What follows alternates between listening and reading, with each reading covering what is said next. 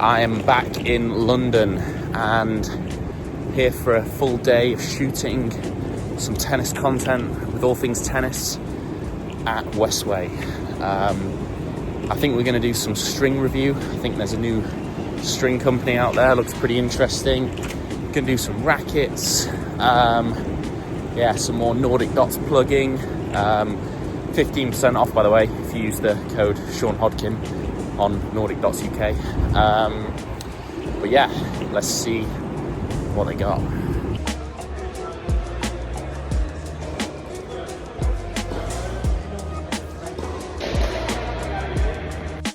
So we started off nice and easy, just tickling a few around with the Head Extreme, and we kicked off with some string testing. So I had 3 of my Head Extremes strung up with 3 different strings from Qualia. Qualia Glide, which is a softer, rounder poly, actually super comfortable on my arm. Although that was so nice to play with, I don't think it really suits my game style. I think it's designed for people that play with a little bit more touch and feel. We also tried out the 2 other strings from Qualia, Qualia Talk and Qualia Talk Squared. These 2 were more my kind of string. Qualia Talk is a super soft hexagonal poly, so it's quite easy on your arm but gives you all the benefits of a spin poly. And then Qualia Talk Squared was probably my favourite, purely because it was the most similar to Link's Tour. And since doing this day with All Things Tennis, I have actually tried out Qualia Talk Squared quite a lot, and I am actually really enjoying it. Deciding whether to switch, seeing what I'm going to do. I know that I've muted this video, but the sound quality wasn't really there, so I just thought I would translate what we were saying. I was basically chatting crap and trying to sound like I knew what I was on about. So all the rackets were strung at the same tension, so it was a fair test. They were all around 55 pounds, which is really similar to the tension that I play at. I normally play at around 56, so not much of a difference there at all. So like I say, out of the 3, my favourite was Qualia Talk Squared, but I feel like there is something in there for everyone and most game styles. Moving on, up next we had the Wilson Clash V3. Probably the racket that I was least pumped to play with. This racket is just so far away from anything that I would think of playing with. But I'm actually really ashamed to admit that I really did enjoy playing with this thing. It just helped me generate so much easy power, so much comfort. I can now see why they call this the ultimate club player's racket and why it's been so popular. Again, the sound's not great, so I'm just going to translate what we were saying.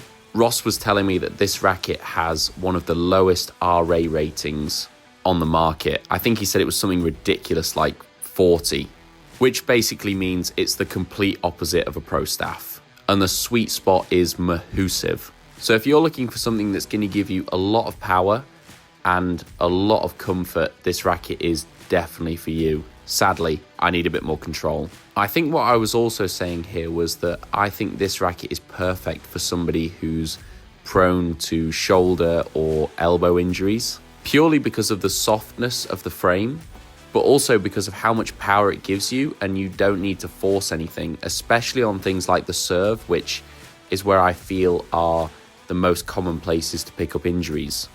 So much value on my channel at the minute, I don't know what's going on. Next up we had the Head Gravity. This thing was quite literally out of this world. I couldn't believe how good this racket felt. And not gonna lie, it looks pretty sexy. So first up we had the Head Gravity Pro. So this is 315 grams in weight. It's an 1820 string pattern with a 100 square inch head. The chosen racket of Alexander Zverev. I'm not gonna lie, this racket felt great, but it wasn't my favorite out of the 3. Although it was an 1820, it didn't really feel like that. I'm not normally a huge fan of 1820 string patterns. I feel like 1619 is about optimum for me and single-handers in general. But saying that, this wasn't your typical wooden plank of a racket with an 1820 string pattern. It had a lot more feel about it, and it had a lot more forgiveness. My favourite was actually the Head Gravity Tour, which was a 98 square inch head, 1619 string pattern, and 305 grams in weight. So pretty much the same specs as the Head Extreme. I felt like I was getting more pop out of this racket and a few more revs due to the 16-19 string pattern. If I was going to switch to the head gravity, this would be the racket that I would choose. Although I did really enjoy the head gravity MP, which was the third gravity that I tried out. This was slightly different, had a 100 square inch head, 16-20 string pattern, and came at a stock weight of 295 grams. Probably the best racket if you're looking to customize a racket purely because of the low weight and the big head size. I'll say this now, I think these are the most stunning rackets on the market, probably one of the best looking rackets I've ever seen. It's not often that a racket company gets a range of rackets so right. I think what Head have managed to do is pretty cool. I was never a fan of the old Gravity, didn't like the way it looked, and didn't like the fact that it didn't come in anything else apart from an 18-20. So I do feel like this racket is a bit of a game changer. And again, the sound wasn't great, so I just thought I'd translate what we were saying, and this was pretty much what I was banging on about. I think there I was saying something about the quality of the frame, and it also makes this weird sound when you hit the ball. It's like a swoosh. Anybody out there that uses the new Gravity will know what I'm talking about. And then we were just comparing the rackets in a little bit more detail, just talking about the beam width. Also just seeing if we could get to the bottom of where this swoosh sound was coming from, because surely it couldn't be my racket head speed.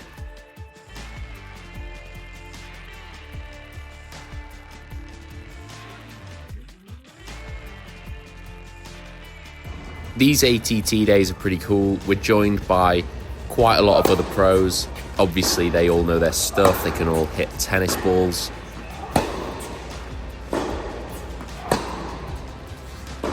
Your ass in those end quote shorts is popping as well.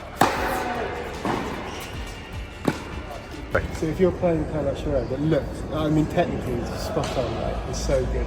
Are you trying to make him look like, take him out of his comfort zone? Like, are you going to try and make him feel worse on court? How are you going to play something like that? Try and like gunk ball them a little bit, a few like chisels, like, rip a high one, see how he deals with that. Maybe like drop shot one, see what he does with that. It's like, I don't know, 'cause, I mean, my game I'm quite like solid and like direct, so I like have to try and like, I don't want to make him look good, because I can do that to a lot of players, so I want to like try and gunk him up a bit and see what he does with that. Interesting.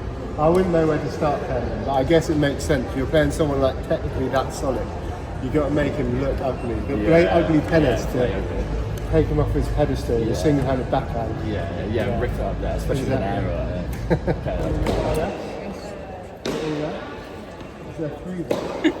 First appearance on my channel for Alice. Yeah, it is. How are we doing? What are you saying to the subs? Go subscribe. Sean's great, and I want to know where you got the coffee from. Coffee's actually unbelievable. After filming, we headed into the shop to re-customize my head extremes, and then we were done for the day. Join me next time where I'll be continuing my journey on the lower end of pro tennis in Cardiff.